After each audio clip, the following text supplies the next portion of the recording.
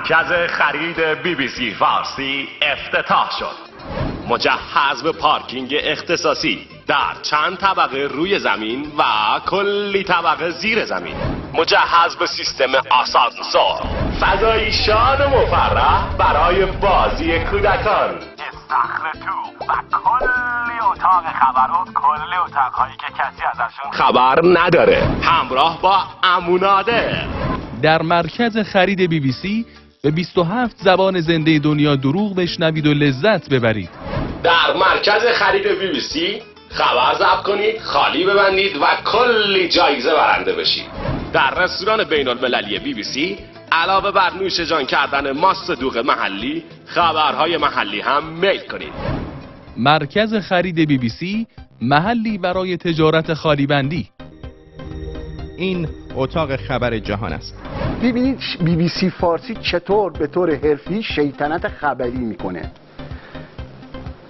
موضوع ببین اولش یه کلماتی میگه که میخواد ایران مداخله نشون بده در بحث عراق، جنگ ایرانیا حضور دارن. بعد از اون صدای من اون اینجا صدای منه اما تصویر من نیست. گوش کنید. به نظامی شیعه و امامان شیعه میدهند. این بسیاری از رهبران سنی منطقه را نگران کرده است. گروه‌های سنی سپاه پاسداران ایران را متهم به حمایت و تجهیز شبه نظامیان شیعه میکنند. این صدای منه. یه بار دیگه میذارم این صدای منه، میگم اونجا بود. یعنی چی؟ به تصویر بردارم میگم که اونجا رو بگیر. ها اما ادامش ببین جیار گل چی میگه. میگه این صدای یک ایرانی در تکلیته. یعنی چی؟ ایرانی اینجا دخالت داره. آقایی که میگی BBC اینا سپاه پاسداران ایران را متهم به حمایت و تجهیز شبه نظامیان شیعه میکنند. گروه‌های سنی سپاه پاسداران ایران را متهم به حمایت و تجهیز شبه نظامیان شیعه میکنند. اینجا در این تصاویر صدای فارسی زبانان به گوش میرسد. صدای فارسی زبانان به گوش میرسد. این BBCه که بعضیا نه شما کلا بعد اجازه میکنن که دفاع میکنن. BBC که عاشق چشم ابرو ما ایرانیا نیست، اون پول داره میگیره که چی بزنه ما رو.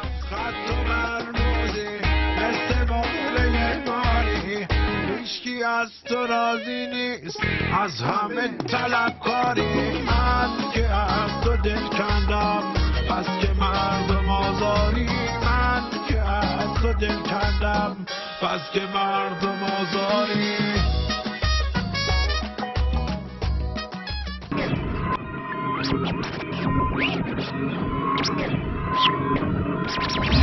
شناسنامه تو ایران شامل 4 صفحه است. صفحه اولش معمولاً همراه با یه عکس زاغارت از صاحب شناسنامه و گاهی یه خط زشته که توش نوشته طرف اسم و فامیلش چیه و کیه و توسط چه کسایی به دنیا اومده.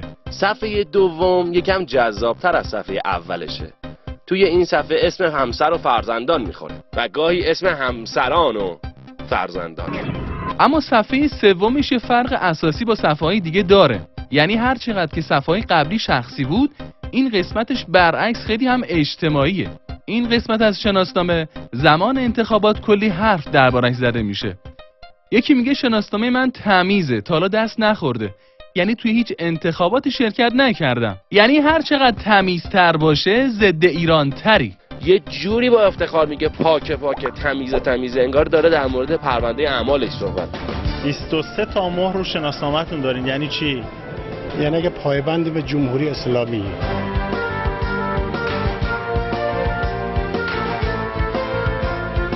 رأی میدم هر موقع که نیاز باشه. به کشورهای بیگانم اصلا اهمیت نمیدم و کشور خودم برام مهمه.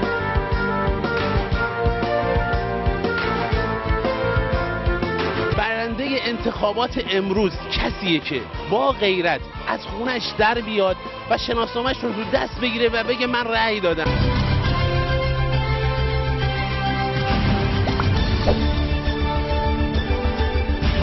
فقط میخوایم به بیگانه ها بگیم، چون فرمودین ممکنه خارج از کشور پخش بشه، اینکه اگر جلوی کله موهامون معلومه، اگر ظاهرمون 100% اونطور اسلامی نیست، ولی اسلام و کشورمون و رهبرمون و با هیچ چیز تو دنیا عوض نمی‌کنیم، تحریم کنن، ما سختی‌ها رو تحمل میکنیم. خیلی راحت. سلام، قسمت 5 دیشومیشو قبل از مهر خوردن آخرین صفحه شناسنامه‌تون می‌بینید. با ما همراه باشید. حالا میخوان که ما از یادمون بره، یاد ستاره ها، یاد ستاره ها، هرچی میخوان میگن، هرچی میگن میخوان، این ماهواره ها، این ماهواره ها.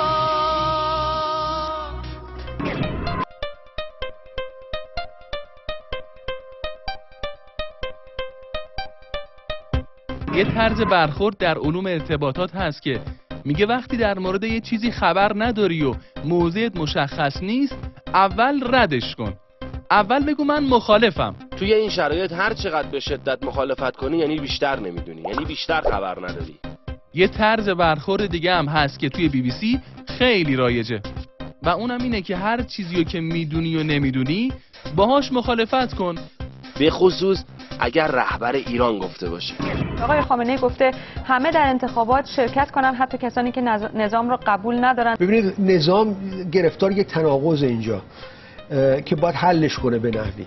انگار که من بگم همه مهمان من هستن و بیان سر سفره من، ولی فقط ما غذای پر از فلفل عرضه میکنیم. ای نجبا، ای فرهنگستانها، ای روشنفکران ادیبان، ای منگلیا قلقلیا، ای انسانهای وارسته، ای مزدوران، جیره‌کاران، وطن فروشان، بیشرمان، نامردان. این طرز برخورد از طبقات بالای BBC به اونایی که به خبر جان میدن منتقل میشه و تا به طبقات پایین برسه و آرشیواشون رو بررسی کنن، کلی سوتی و فاجعه رسانه‌ای به بار میاد. البته یه سری هم هستن که کلاً بلا تکلیفن. زبون مخالفین نظام هستن، از مخالفین دفاع میکنن، میگن مخالفین رأی نمیدن. اولا مخالف نظام به رأی دادن چی کار داره؟ برای چی به رأی بده؟ ایشون یه چیزی گفت یا چند تا چیز گفت که حتی روزنامه‌های تهران و حتی روزنامه‌های دست راستی هم اونو تیتر نکردن، چون به نظرم میرسه شاید به نظر اونها هم مثل نظر من بود که به نظرشون رسید که حرف غریبی است. و اون اینکه ایشون گفتن که من وقتی گفتم مخالفین بیار، مقصد نبود که برن تو مجلس، مقصد این بود که بیان رأی بدن. در حالی که مخالفین نظام به هر حال قدر مسلم این است که رأی نمیدن و قدر مسلم این است که از اول انقلاب تا حالا تو هر انتخاباتی به هر حال پای این بایستدن که نباید رأی داد و این هم طبیعیه، تقریبا چیز عادی است. با دعوت کسی هم نمیان، به خصوص دعوت همون نظامی که اونا باش مخالفن. بعد خودشون میگن توی همه انتخابات‌ها شرکت کردن، بعد خودشون با خودشون مخالفت میکنن، کلاً دوست دارن که مخالف باشن. برخلاف سرکار خانم همه انتخابات رأی دادم. از سال 55 که سنم رسید به رأی دادن، اولین باری بود که رأی دادم، تا الان همه انتخابات رأی دادم. یعنی این آدما اونقدر مخالفن که علاوه بر این که با خودشون هم مخالفن و درگیرن، با واقعیت هم مخالفن. اما در لندن هم ایرانیان مقیم بریتانیا در 11مین دوره انتخابات ریاست جمهوری شرکت کردند که همکارم ویژن فرهودی به ما میگه میزان این مشارکت چقدر بودن. از نکات بارز مراسم امروز حضور پررنگ جوانان در رأیگیری بود.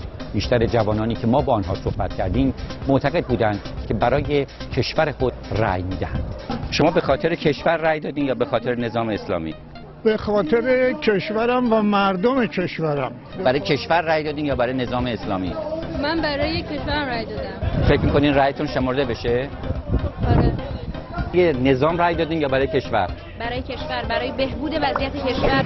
این حرفی که آقای خامنه‌ای میگه کاملا حرفی است معقول و در عمل اتفاق افتاده و به درستی داره میگه مهم نیست که شما به جمهوری اسلامی اعتقاد ندارید، ولی قبول دارید که جمهوری اسلامی امنیت رو داره تأمین میکنه. بله. بنابراین این وظیفه ملی شماست که در انتخابات شرکت کنید. آقای خامنه‌ای میگن مخالفان نظام بیان به عزت نظام رأی بدن. برای چی مخالفان نظام باید به عزت این نظام رأی بدن؟ برای اینکه امنیت شما رو در اون منطقه‌ای که کشور انگلستان و آمریکا بهش حمله کردن، دور تا دورش به جهنم تبدیل کردن، حفظ کرده. برای همینه که مردم به اپوزیسیون یه جور دیگه نگاه میکنن و حرفاشون رو گوش نمیدن. چرا؟ خب با هم ببینیم. چرا مردم اعتمادی به خارج کشور ندارن؟ چرا حرفاشون رو گوش نمیدن؟ برای که میبینن از کره مریخ دارن حرف میزنن، نه از ایران. آقای علیزاده چرا احساس میکنین که اپوزیسیون داره به محاق میره؟ برای اینکه این اپوزیسیون ببینید تضاد اصلی رو با جمهوری اسلامی تعریف کرده، تضاد رو و هدف و پروژهش رو بهتر شدن وضعیت مردم ایران از نظر اقتصادی، از نظر توسعه، از نظر گذار به دموکراسی و بهبود شرایط زیست داخل ایران تعریف نکرده.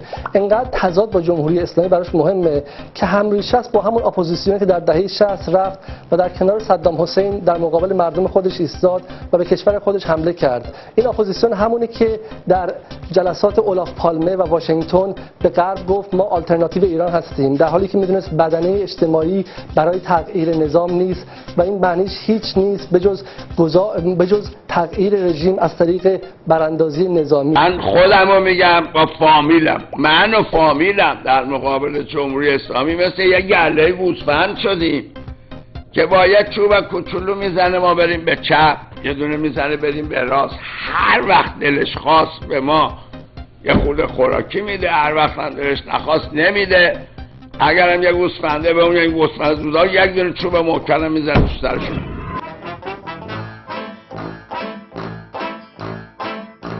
خب یکی دیگه از برنامه‌های دیش و میش هم تموم شد. منتظر برنامه‌های بعدی ما باشید. این هم کانال ارتباطی ما در تلگرام. تا برنامه بعد، خدا نگهدارتون.